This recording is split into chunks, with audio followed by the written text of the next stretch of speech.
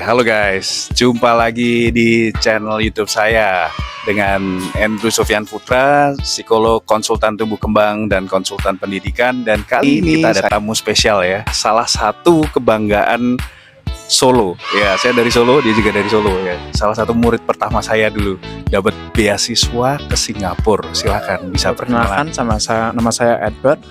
Saya dulu sekolah di Singapura tahun 2014 sampai 2015 untuk di secondary school. Habis itu junior college 2016 sampai 2017. Lalu meneruskan studi di Inggris 2018 sampai 2021. Setelah itu masuk ke dunia kerja. Oke. Ini kita nyantai aja ya, kayaknya biar nggak tegang. Karena ini tanpa persiapan, tanpa praktis. Jadi Edward ini dulu dari SMP Kalam Kudus Solo ya, Kalam Kudus Solo ya. Jadi waktu itu tahun 2013, bagaimana proses kamu untuk bisa dapat beasiswa itu gimana? Ini mungkin di rumah ini kan yang nonton ada mungkin anak-anak yang SD, SMP, atau mungkin orang tuanya yang penasaran, oh anak saya nih bisa nggak ya dapat beasiswa ke Singapura, terus gimana caranya gitu ya. Dan mungkin kamu bisa share pengalaman kamu waktu dulu pertama kali kamu dengar mau ke Singapura, kamu tuh nyangka nggak sih bisa menjalani hidup seperti ini? Ya dulu pengalamannya sih menarik ya. Singapore government memang punya program scholarship. Ada yang diiklankan ya di koran, namanya ASEAN Scholarship, itu satu. Tapi program yang saya jalani itu bekerja sama dengan sekolah waktu itu, Kalam Kudus. Jadi setiap 2 tahun kalau tidak salah mereka ada intake untuk scholarship, di mana ada representatif dari sekolah mereka datang ke Solo untuk membahas lebih lanjut, oke, ini programnya apa sih, berapa tahun, coveragenya seperti apa, dan sebagainya. Jadi waktu pertama kali itu mulai menarik ya, maksudnya sebagai orang Solo yang selama ini selalu tinggal di Solo, ini pengalaman yang baru, ya kan, dan pengalaman yang jujur aja tidak banyak orang yang bisa dapat. Sekolah di negara seperti Singapura yang sangat maju dan juga gratis, ya kan, dibayarin untuk sekolah. Jadi semuanya dimulai dari pertemuan itu, mereka menjelaskan programnya seperti apa. Setelah itu ada pengumpulan berkas ya, jadi nilai raport TSB dikumpulkan ke mereka untuk diseleksi. Setelah itu ada proses ujian.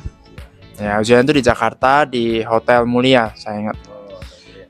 Di ballroomnya. Jadi ujian ada ujian bahasa Inggris, ujian matematika, dan ujian seperti psikologi lah, ujian logika. Itu 2 hari penuh. Mereka yang bisa terseleksi lebih lanjut akan menjalani wawancara. Saya ingat dari berapa ratus orang itu, mungkin yang terseleksi untuk masuk wawancara sekitar 30 orang, 30-40 orang. Dari 30-40 orang itu mereka drill down lebih lanjut ke sekitar 10-15 orang. Jadi saya ingat paginya interview, siangnya mereka announce siapa yang masuk, dan sorenya langsung tanda tangan kontrak dulu di hotel. Jadi itulah journey ya, awal dari journey dari 4 tahun itu semuanya dimulai dari pertemuan di sekolah, lalu beberapa ujian, dan akhirnya bisa masuk. Wow, oke. Berarti itu proses yang memang tidak mudah ya. Dan di channel saya juga ada beberapa video yang membimbing, mungkin bisa meng-guide, memberikan gambaran yang proses yang sama yang dilewati Edward dulu juga saya lalui. Dan kebetulan banget dulu waktu pertama kali ke Singapura itu sekolahnya kita sama ya, SJI ya. Cuman saya di SJI itu tahun 2001, dia masuknya tahun 2014 ya. Jadi it's like 13 years later ya. Dan setelah SJI lanjut JC, Junior College di Singapura juga ya, Edward. Nah, terus universitasnya itu di London, bener ya? London School of Economics ya. Wow, that's a very good school. Dan habis itu kerja di mana?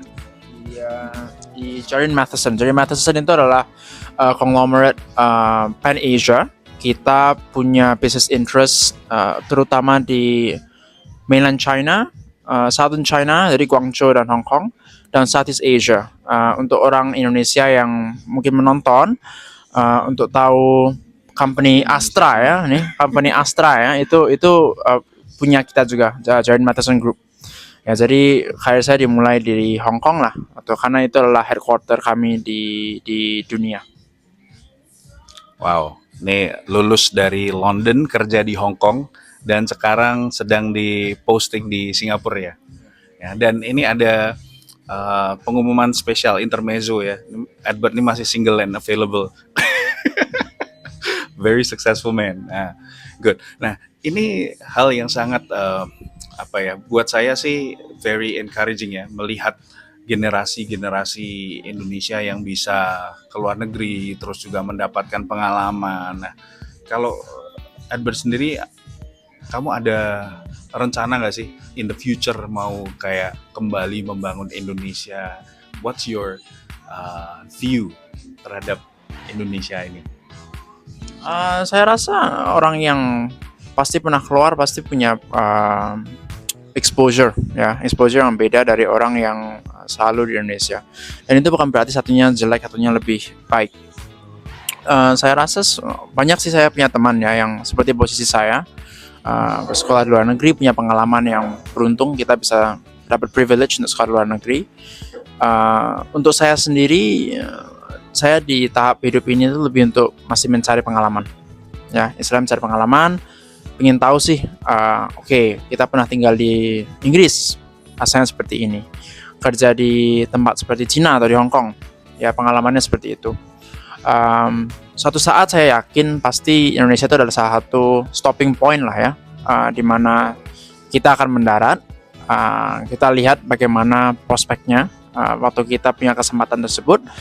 Tapi terutama untuk orang muda yang menonton, saya I think implore untuk kita masih muda, ya, kita cari pengalaman seluas-luasnya. Dan itu pengalaman itu mungkin bisa dicari di luar Indonesia itu sendiri. Kayaknya ada yang nggak ngerti implore itu artinya apa nih. Ya, ini disarankan dengan sangat untuk mencari pengalaman. Dan yang paling penting adalah berani untuk mencoba gitu ya, karena kita juga nggak kebayang ya dulu bakal studi di Singapura sebagai anak SD, anak SMP, kita taunya cuman apa yang dikasih tahu orang tua aja gitu. Dan hari ini kita bisa ketemu lagi setelah sekian lama. Kapan ya terakhir ketemu kamu? Kayaknya sebelum berangkat Singapura ya, 2013 ya kayaknya, 2013. Dan ini kita di NUS by the way ya, di salah satu universitas top di Asia ya, dan juga dunia ya.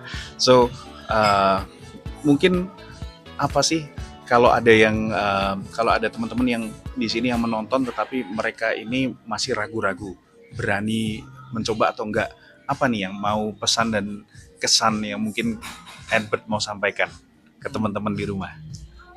Ya, saya rasa pada akhirnya tuh you only live once ya, YOLO ya. Kita punya kesempatan tuh hanya sekali, pernah muda juga cuma sekali, ya kan? Saya ingat waktu saya pertama kali dapat beasiswa ini, banyak orang ya, terutama orang tua teman yang bilang, oh ngapain sih muda-muda masih kecil umur 14 pindah ke Singapura sendiri. Ada juga orang yang bilang, wah kalau pindah Singapura harus mengulang 1 tahun, ya kan? Karena sistem di sana agak berbeda dari mulai tahun kalender akademiknya. Dan mereka merasa, waduh 1 tahun itu seperti 1 tahun yang terbuang, ya kan? Tapi padahal kita lihat lagi sebenarnya sepenting apa sih, gitu loh, ya kan? Apakah yang paling penting itu hemat 1 tahun atau mendapatkan pengalaman yang berbeda dan mungkin pengalaman yang lebih kaya? Jadi saya rasa kalau ada kesempatan harus dicoba, ya kan? Waktu saya pindah Singapura seperti Andrew yang bilang, kita tidak tahu kan, hari pertama rasanya aneh, orang Indonesia ada school assembly hall gitu dengan banyak orang Singapura, mereka ada kayak upacara benderanya Singapura ya, morning assembly seperti itu, kita sampai hafal pledge warga negara Singapura dan sebagainya. Waktu saya pindah ke Inggris juga, saya belum pernah ke Inggris waktu itu, tidak tahu cara ke kiri ke kanan, ya kan, dijemput orang random untuk ke school hall saya. Tapi justru melihat ke belakang itulah pengalaman yang justru tuh kita melihat ke belakang tuh dengan wah, saya pernah lakukan itu gitu. Nah, itu pengalaman yang saya bilang membayar saya dividen ya. Selalu saya ceritakan ke orang lain kayak wah, ini pengalaman yang benar-benar beda dari semua hal yang pernah saya lakukan. Jadi ya itu YOLO. Kalau bicara sama ekonomis ngomongnya beda, pakai dividen. Ya, tapi itu it's an investment for our future. Kalau kita berani mencoba, kita berani keluar dari zona nyaman, itu yang paling penting. Karena kalau kita hidup nyaman-nyaman aja, ya nanti hasilnya juga gitu-gitu aja. Ya, kalau kita berani get out of our comfort zone, berani belajar, berani mencoba hal baru, ya nanti kita akan mendapatkan tadi dividen. Okay, well, it's been a short but sweet time ya, dan senang banget bisa ngobrol setelah sekian lama dengan Edward ini, dan thank you so much for sharing your experience ke teman-teman di YouTube channel juga. Mungkin apalagi nih yang bisa kita sharingkan. Kalau ada teman-teman di sini yang mungkin pengen tahu tentang bagaimana kehidupan di London School of Economics, or mungkin ya SJI, atau mungkin di tempat kerjanya sekarang, mungkin mereka bisa reach out to you. Nanti kalau ada yang penasaran bisa komen ya. Bisa tulis di kolom komen. Nanti kalau Anda beruntung ya bisa ketemu dengan Edward maybe one day. Okay, so that's all, and thank you so much again, and hope to see you one day together in NUS. Ya, kalau Anda berani mencoba, pasti Anda akan bisa. God bless you all. See you in the next video. Bye bye.